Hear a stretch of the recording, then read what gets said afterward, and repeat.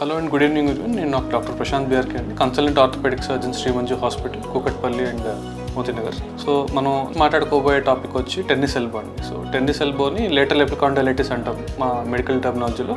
Common layman టర్మ్లో అయితే దాన్ని టెన్నిస్ ఎల్బో అంటారు. సో టెన్నిస్ ఎల్బో ఏంటంటే చాలామందికి ఎల్బో బయట భాగంలో పెయిన్ వస్తుంటుందండి. సో ఎల్బోకి కొన్ని బయట భాగం ఉంటుంది, లోపల భాగం ఉంటుంది. సో ఈ బయట భాగం ఏంటంటే ఇక్కడి నుంచి మన చేతి రిస్ట్ పై నుంచి వెళ్ళే మజిల్స్ అన్నీ కూడా ఇటువైపు నుంచి స్టార్ట్ అవుతాయండి. సో మనం ఇలా పైకి అనేటప్పుడు ఈ మూమెంట్ అనేది మీకు జాగ్రత్తగా చూస్తే ఎల్బో ఇక్కడి నుంచి స్టార్ట్ అవుతుంటుంది. సో కొంతమందికి బాగా ఓవర్ యూజ్ వల్ల కానీ లేకపోతే ఇంజరీ వల్ల కానీ ఇక్కడ మజిల్ అనేది కొంచెం డ్యామేజ్ అయ్యే ఛాన్సెస్ ఉంటాయి. సో ఎప్పుడైతే మజిల్ డ్యామేజ్ అవుతుందో మనకి ఏదైనా చిన్న వెయిట్ లిఫ్ట్ చేసినా పెయిన్ వస్తుంది. అలాగే ఇంట్లో డొమెస్టిక్ యాక్టివిటీస్, బట్టలు పిండినా సరే, లేకపోతే ఏదైనా అంట్లు తోముతున్నా సరే, ఏదైనా స్క్వీజ్ చేస్తున్నా సరే సివియర్ పెయిన్ వస్తుంది. సో చాలామంది పెయిన్ వస్తుంది అని చెప్పి వస్తుంటారు. So this is nothing but tennis elbow.